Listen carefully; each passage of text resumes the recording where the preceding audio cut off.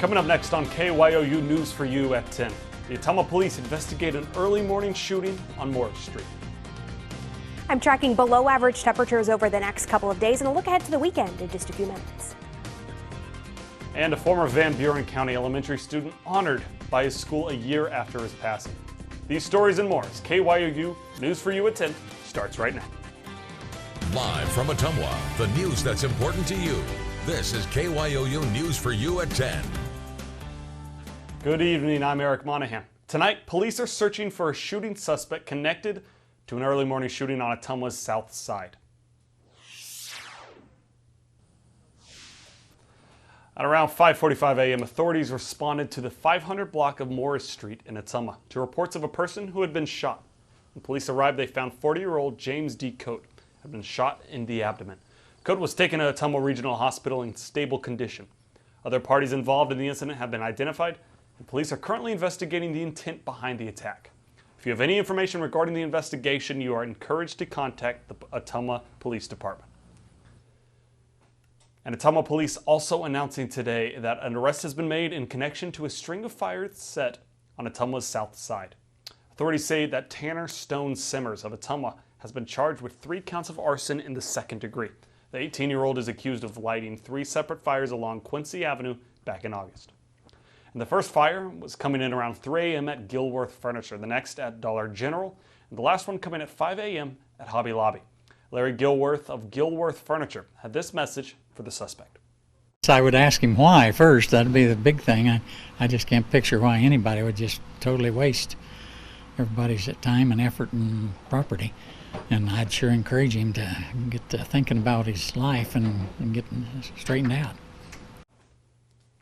Simmers has since been bonded out of the Wapello County Jail. And now let's get a look out over our Ottumwa City Cam. The week's been warm and sunny so far, but let's see what's coming in the rest of the week. Here's meteorologist Kaylee Puchel with our first alert forecast. Temperatures this evening holding into the upper 50s across the southern portions of Iowa. Notice that blue, though, up to our north. That's going to be funneling in as we head into the overnight hours, and eventually our temperatures are going to be well below normal, sitting into the 40s, and that's how we're going to start on your Friday. So it is going to be a bit of a chilly start as we start tomorrow. Here's a look at your planner throughout the overnight hours. 55 at midnight, 51 at 3 a.m., dropping down to around 47, 48 degrees as we start your Friday, 53 degrees at 9 and 63 degrees by noon. Mostly clear skies as we head into the overnight hours, and plenty of sunshine as we head throughout tomorrow morning. But again, it could be filtered at times due to that wildfire smoke. We did get an update on our drought monitor earlier today, where we're still under abnormally dry conditions across the Ottumwa area, but many areas to the north did improve quite a bit, now out of all of those drought conditions completely across our area. We are still continuing to track some dry conditions across the area. An update in just a few minutes. And a former Van Buren County elementary student is being honored by his school a year after his passing. KYOU's Shelby Slaughter spoke to his mother about the touching tribute. Last April, Tiffany Bressler's life changed forever. Her family had just received the news her 10-year-old son Caleb had a rare disease called Chiari Syndrome. The disease affects 1 in 1 million people, making this only the 3rd case the University of Iowa Hospital had ever seen. Chiari is when the veins that drain the liver are blocked or narrowed by a clot. The blockage causes blood to back up into the liver, and as a result, the liver grows larger. He was going to have to be put on the A1 liver transplant list, which means he gets the first available liver right away. So we had to go through all the paperwork and sign it. It was all, hurry, do this. He doesn't have much time.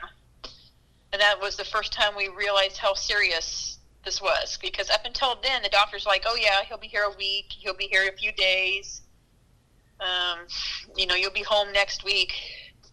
So we didn't realize the seriousness until they said the transplant list. But before Caleb could get a new liver, he had to undergo another surgery. But his mom said there were complications during the surgery, and Caleb later passed away. And now his former school district in Van Buren County is making sure Caleb's name is never forgotten.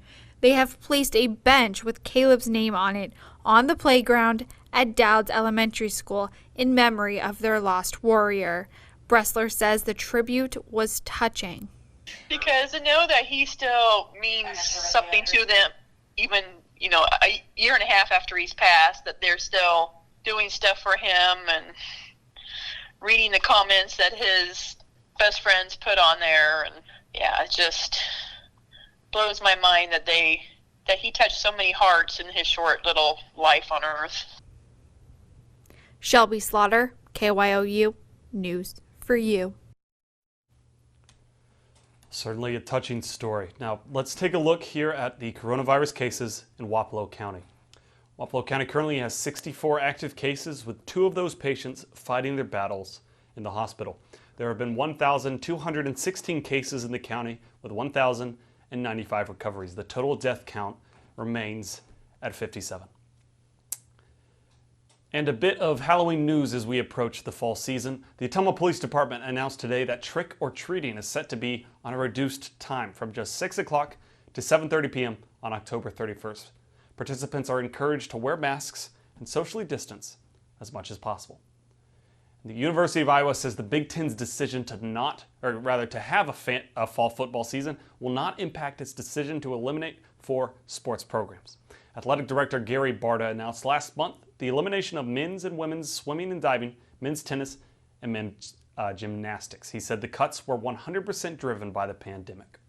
That the position eliminations, the furloughs, the salary reductions, and including the 4 sports no longer continuing at Iowa are all still in place, and those decisions won't change because the financial crisis is certainly still in play, and it's still going to be very, very significant. The Big Ten announced yesterday that the conference would have a fall football season beginning in late October. Alumni of the Hawkeye programs that were cut held a news conference to call for their reinstatement. But the athletic department says the cuts are final and have been supported by the Board of Regents. And there has been talk of a new sports complex for the city of Ottumwa. KYOU's Chiari Marsh finds out when you can expect that to happen. An indoor sports complex could just be the thing a city of Ottumwa needs, and that's just what the city could get. CEO of Greater of Ottumwa Partners in Progress, TJ Heller, says he feels positive about the proposal. And a lot of what we're proposing is exactly just that. They're the proposals. We do not have approvals, or we haven't made anything official yet in terms of location, but we are looking at green space next to the beach at Ottumwa. He says the facility would house areas for basketball, volleyball, football, soccer, and contain batting cages, and says if everything is approved, it could take about a year. So the actual from approval with this council in terms of location and the funding piece, in a perfect world, you're looking at about 6 months to fundraise, and construction time is 6 months. And that's only if weather is permitting and there aren't any hiccups along the way. Heller adds that this facility isn't just for the youth. No, absolutely. It's for everybody, and obviously in our community and even surrounding communities. Really, our goal here is to promote a healthy lifestyle, and that's from starting with our youth even up to the older generations. He says his focus is to make sure that not only the people of Ottumwa have fun, but to make sure the facility is sustainable long-term. Chiari Marsh, KYOU, News for You. Coming up, a CDC prediction puts the number of COVID-19 deaths in the country higher than ever.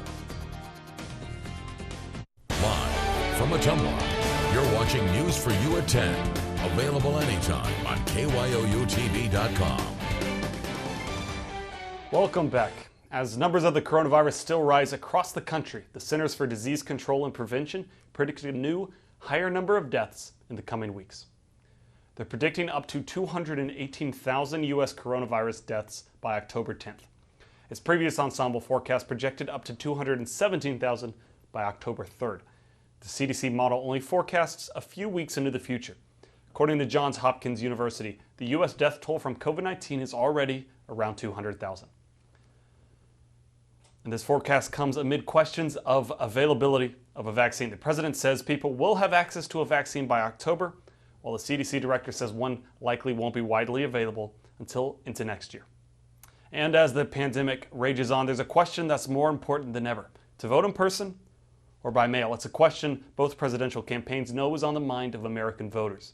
And their concern is that some may not participate at all.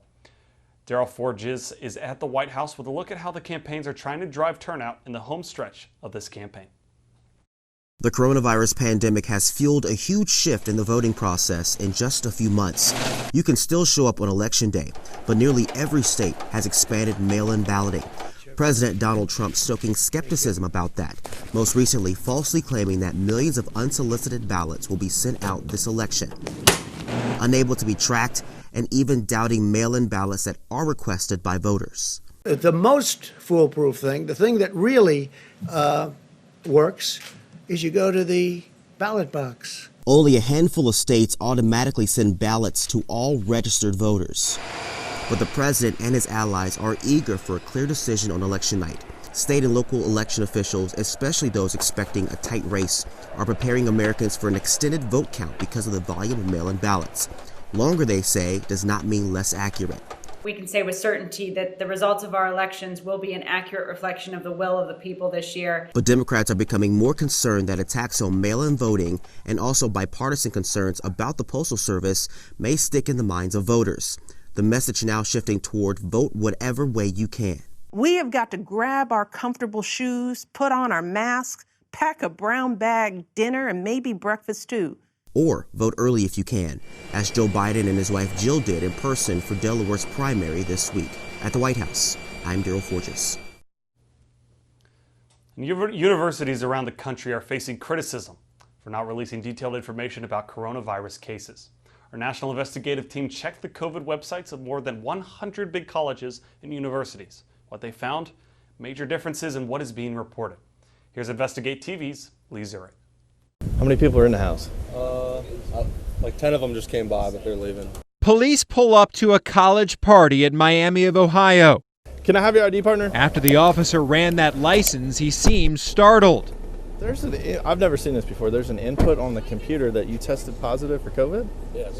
When was this? A week ago. Are you supposed to be quarantining? Yeah, that's why I'm at my house. Other people here and you're positive for COVID? You see the problem? Yeah. College campuses across the country battle COVID outbreaks. Some, like Miami of Ohio, have students unwilling to follow rules.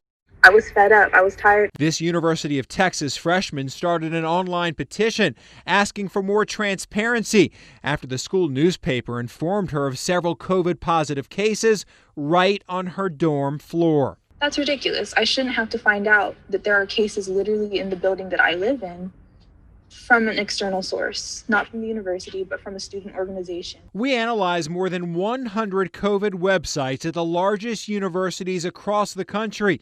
We found 60% fail to report their positivity rates, a measure used by experts to determine if testing rates are high enough. As for who's infected right now, we found only 25% of schools divulge that active case information. You would like to have daily data. We understand that you can't always report on weekends, but we'd like to have at least 5 days a week of updating. Yale Dr. Howard Foreman has created a website grading universities on their COVID dashboards. So we need as much transparency as possible. He's adding more data, but so far 8 schools Foreman rates receive an A, including Tulane, Yale, Harvard, and Brown. It's my belief that if a city or a town or a parent or a teacher or a student wants to really know how things are going, they should have access to that information. That's why West Virginia University has decided to provide frequent COVID updates. So you might do okay for a few weeks with students if you just let it no holds barred.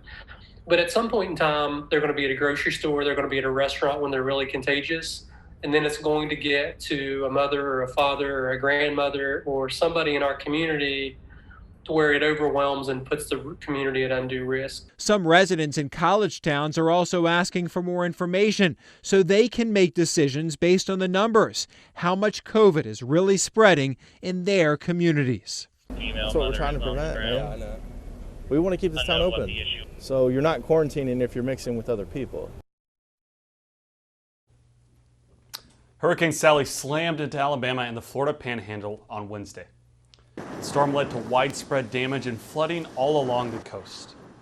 As you can see, debris like siding, roofs, and fences scattered streets and yards in the area. Boats from Orange Beach Marina were also found lying in a ditch. In Orange Beach, officials reported at least one death from the storm. This was the scene in Gulf Shores as the storm brought rain and strong winds. Numerous homes and businesses were left without power.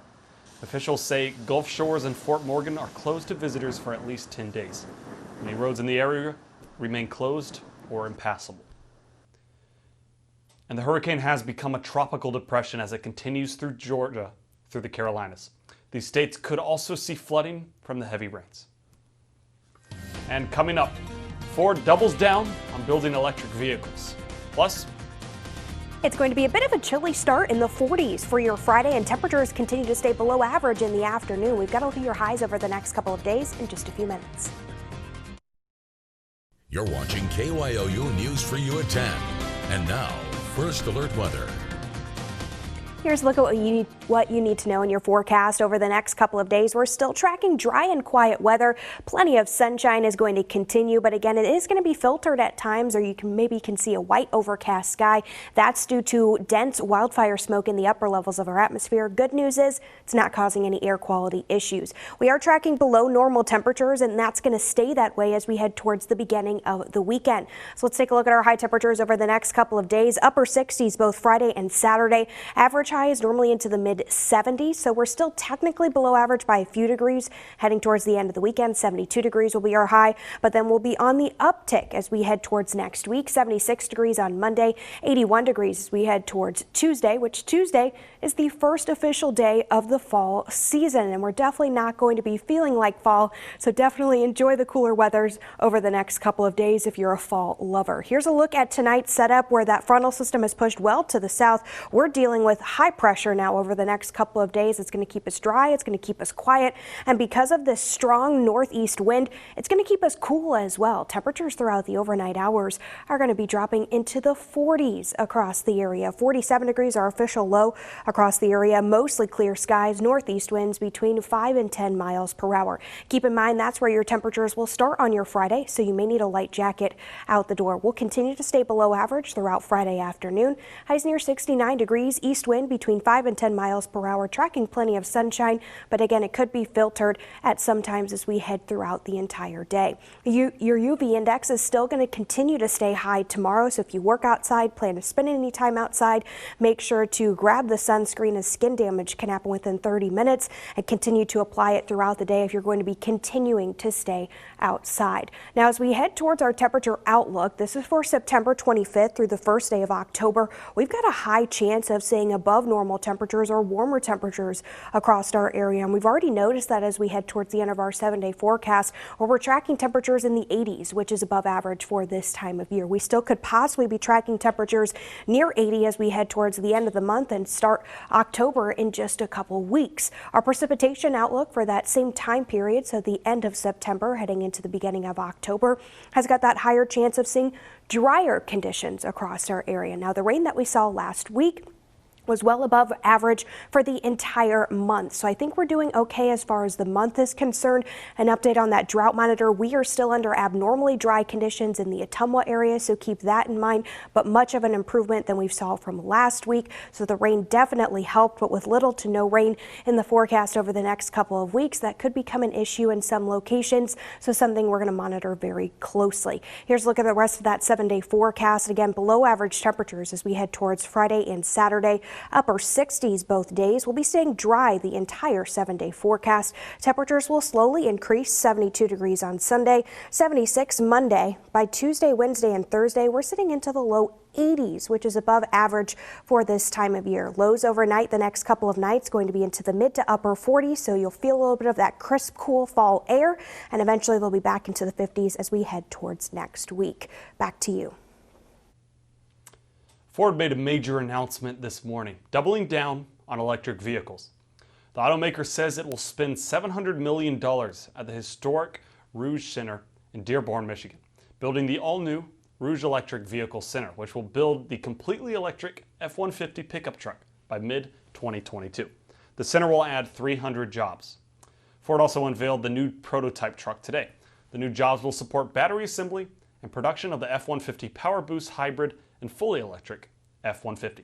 Ford said this investment is part of more than $1.45 billion and 3,000 jobs it plans to create over the next 3 years in Michigan alone. The new 2021 gasoline-fueled F-150 was also unveiled. And holiday shopping will look dramatically different this year. A new report from creditcards.com finds more than 70% of consumers plan to make most of their holiday purchases online. That's up from 51% last year. About a quarter of people say they've already started or plan to start their holiday shopping by the end of September. They say the top reasons for shopping online include convenience and to avoid person-to-person contact, as well as better deals and prices and a wider product selection. And it's needless to say the pandemic has brought challenges to parents with full-time jobs or expectant moms anxious about breastfeeding at the office. But reporter Hallie Pilot reassures you that there is help out there. If you're a dad working from home or a new mom scared to go back to work during the pandemic, don't be afraid to lean on your workplace. Employers do a lot of things these days. They offer everything from pet walking services to sometimes, shoe shines and manicures in the office. Founder and CEO Debbie Yadagari says companies hire Village to help both moms and dads juggle the work-life balance. We provide working parents, the employees, with one-on-one personalized support. And with the stress of kids now going back to school, whether at home or in person, parents need that support. Everything from needing to have that awkward conversation with your boss about your transition, either going out on leave or back, to breastfeeding, pumping in the workplace, getting your child to sleep through the night. Even helping companies build lactation rooms and safe breastfeeding spaces for moms. And providing specifically support for breastfeeding moms tremendously reduces healthcare costs within a company. Reducing stress for working parents and in turn making them better workers. The American Academy of Pediatrics says for every $1 a company spends on a lactation program, they'll return $3 in value. Working moms are extremely stressed as it is. The pandemic only adding to that stress, but Yadagari says the more you take care of yourself, the better you'll be as a parent and a worker. It's hard to check your hat at the door these days. We're workers 24/7 and we're absolutely parents 24/7. So when employers can support their employees in a way that's so personal and so important to their employees, it's just a win-win for all. Well, coming up, we have Bengals versus Browns on Thursday Night Football in the Battle of Ohio. We have the highlights coming up next. You're watching KYOU News for You at 10. And now, KYOU Sports for You. Welcome back. Tonight is Thursday night's Battle of Ohio. It features two former #1 picks and Heisman Trophy winning quarterbacks, Joe Burrow and Baker Mayfield, as the Cincinnati Bengals and Cleveland Browns square off to start Week 2 of the NFL season. Let's go to the first half highlights. All right, now first quarter, the Browns find the end zone first as Nick Chubb takes the handoff, makes one guy miss, and trucks his way across the goal line for an 11-yard touchdown run. After the extra points, it's 7-3 Browns. And on to the second quarter.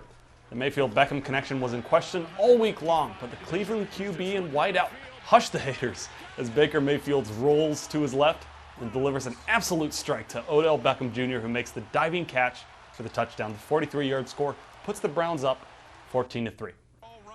But the Bengals answered back. On 1st and 10, young Joe Burrow delivers a dime on the back shoulder of his tight end, C.J. Uzomah, for his first career NFL touchdown pass. A 23-yard strike brings Cincy within 4 to 14-10. And the score of the half is 21-10 Browns. And the Browns have just sealed a victory with a late Kareem Hunt touchdown. They lead 35-23, and it looks like there's just a bit over 3 minutes left in the quarter. So go ahead as soon as this newscast is finished. Watch that game, catch up, see what's going on. And that is all for tonight. Thank you for joining us for KYOU News for You at 10. We'll see you right back here tomorrow. Until then, for news and the latest First Alert forecast 24 hours a day, like our Facebook page and visit our website at KYOUTV.com. Have a great one.